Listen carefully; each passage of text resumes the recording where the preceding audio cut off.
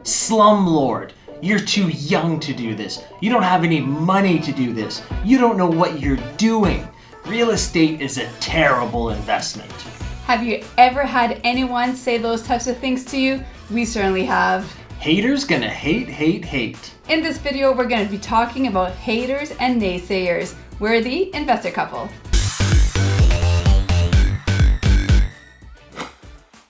I'm Mel. And I'm Dave. And we're the investor couple.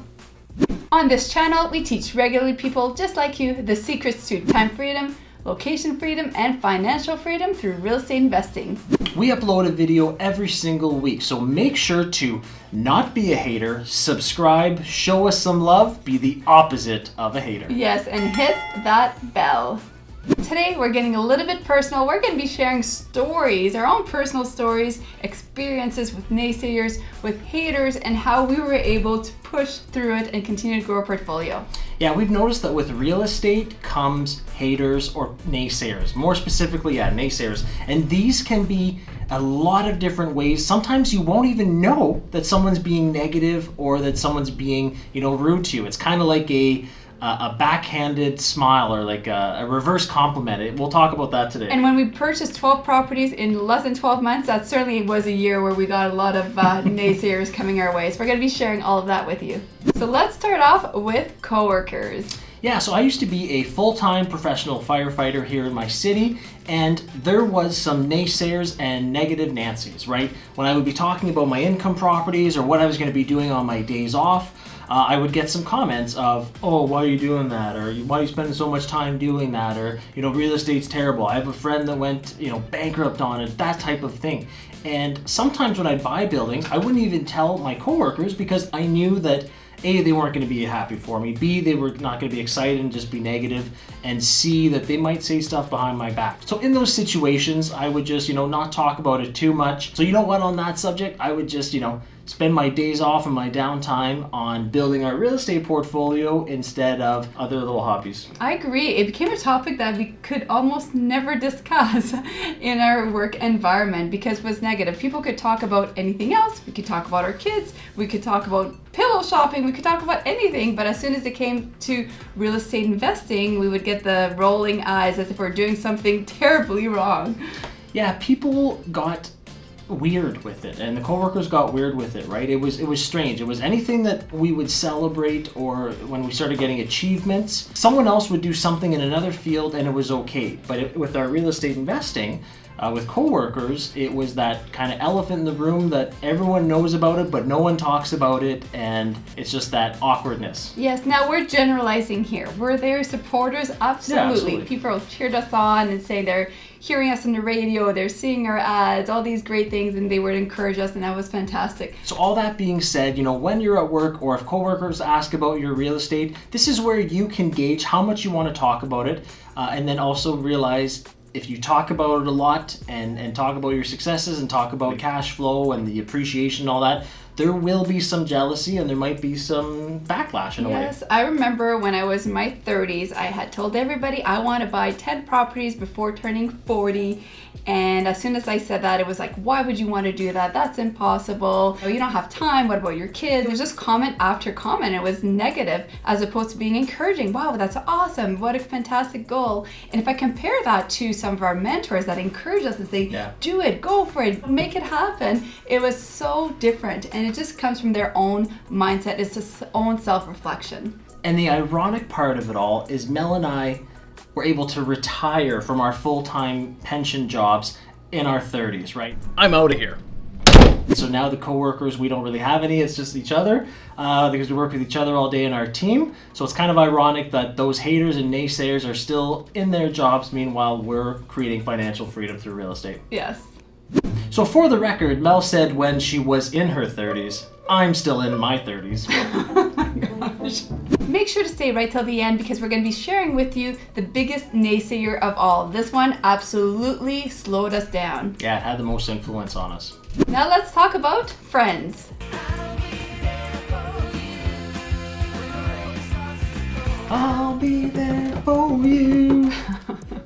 It's a catchy song. Anyway, so friends, with real estate investing, we noticed that the friends we had when we first started out and the friends we have now completely changed. And unfortunately, or maybe fortunately, who Not knows? completely changed. We still have some of the same ones. Correct. Yes, but there has certainly been a change. Yes. And that being said, is it necessarily a bad thing that some of the friends we lost along the way, or that we don't have friendships with anymore, were they truly friends if when we started talking about real estate investing and got serious about it, didn't like it and were just negative about it? Yeah, absolutely. Think about which room you are in. You want to surround yourself with positive people who encourage you. Whether you are buying 1 property a year or 12 properties a year, you want somebody cheering you on, not somebody that's going to try to slow you down from achieving your goals. I agree. That's almost the opposite of what a friend should be. What's interesting as well, though, is that some friends that we haven't spoken to since high school or whatever, all of a sudden they're contacting us and they want to know all our information about how we're doing this. So, like I said in the last thing with coworkers, with your friends, decide, are you going to talk real estate? Are you going to talk about the ins and the outs and how your successes are going and how you're buying more properties? That's going to be up to you. Just know, just like the other one, when you start talking about it and when you start expressing how well you're doing with your rental properties or your income properties, you might be subject to some naysayers, some haters, and some negativity and jealousy. So if you like the content so far, help us out, help our algorithm out, and make sure to smash that like button. Yeah, be a friend. Now let's discuss family. Yeah, so family is a touchy one because you love your family, right? So one thing that I would suggest is maybe not getting into the ins and outs with family, because sometimes family members, they're just thinking from a place of caring and wanting to protect, right?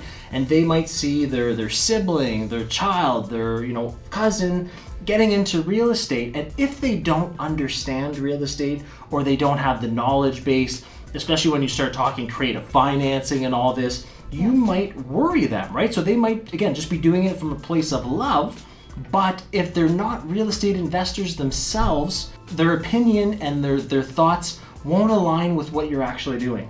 Think about it this way. All they want to do is love you and protect you. And if they think that it's risky for you to do something, it's risky for you to buy real estate, for example, do you think they're going to encourage you to do it? No, they want to keep you safe. The majority of parents out there and family members, that's what they do, right? They want to try to keep you safe. So what we've realized is that they love us and we love them, absolutely. However, we need to take advice from people who are highly more successful than we are when it comes to building our portfolio. And think about it this way. Would you go to the dentist for heart surgery? Neither would I. Doesn't mean the dentist doesn't know what they're doing, but not to operate on my heart.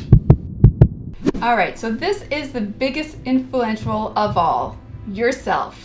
You need to be nicer to yourself.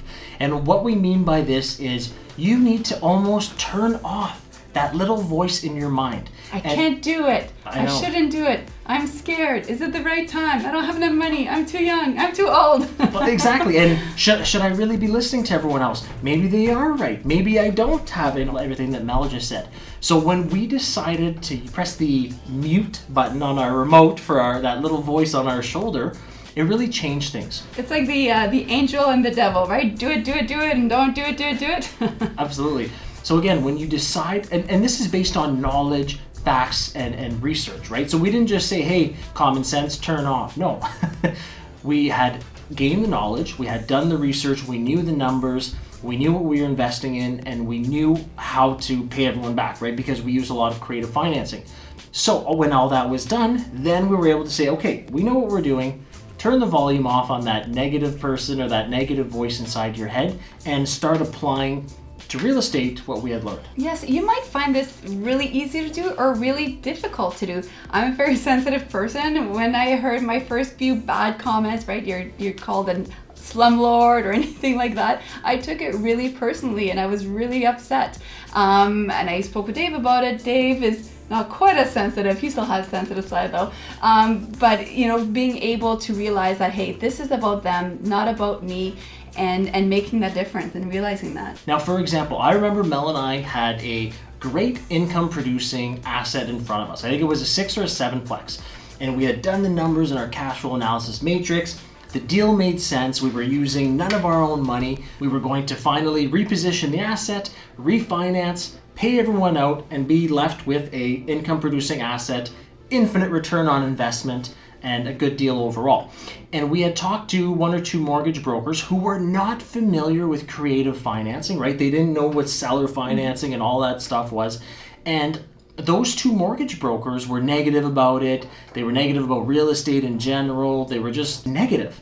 And it kind of like took the wind out of our sails. And then we started doubting ourselves. We're like, are they right? Are we doing the right thing? I know. Should we do this? And we literally at home at night thinking, maybe we shouldn't do this. Maybe maybe everybody else is right. What are we thinking? Everybody's telling us not to do it. Maybe we should just stop. And thank goodness we had a night's rest. We kind of got back to common sense, like, hey, but that's them, and they don't know creative financing. They haven't done the research we have. They don't have the knowledge base we have.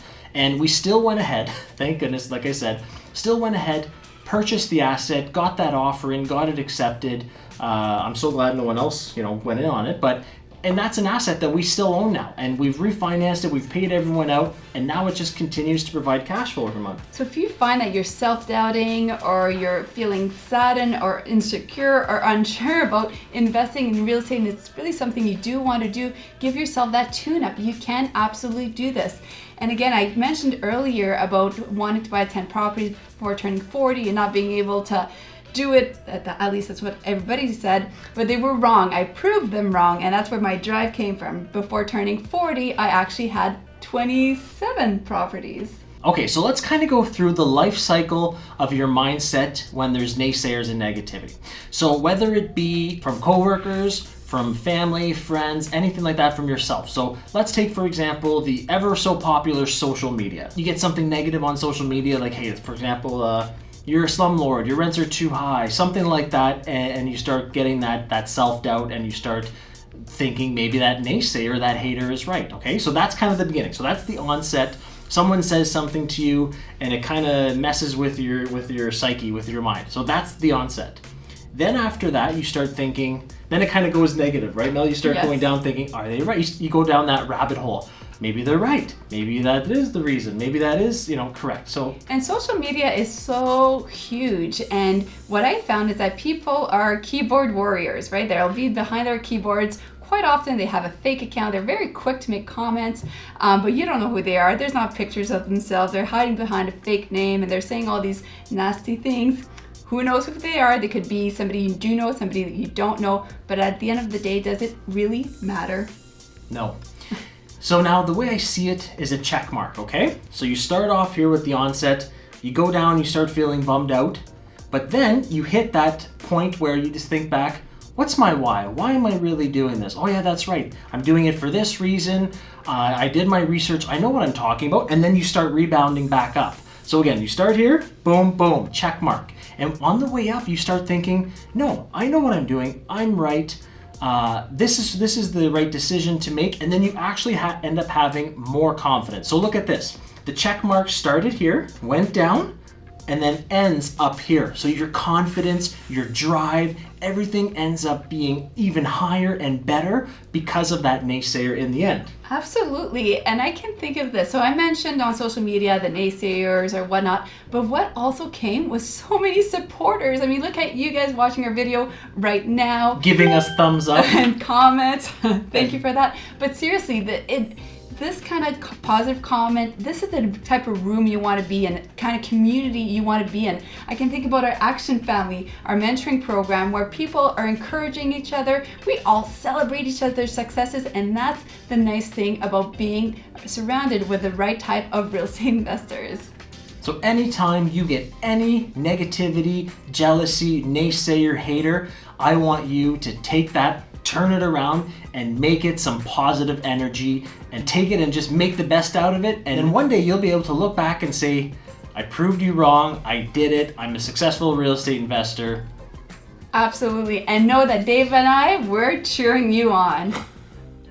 So if you want to learn more and stay in a positive environment, that's exactly what Dave and I provide. Make sure to check out our next video.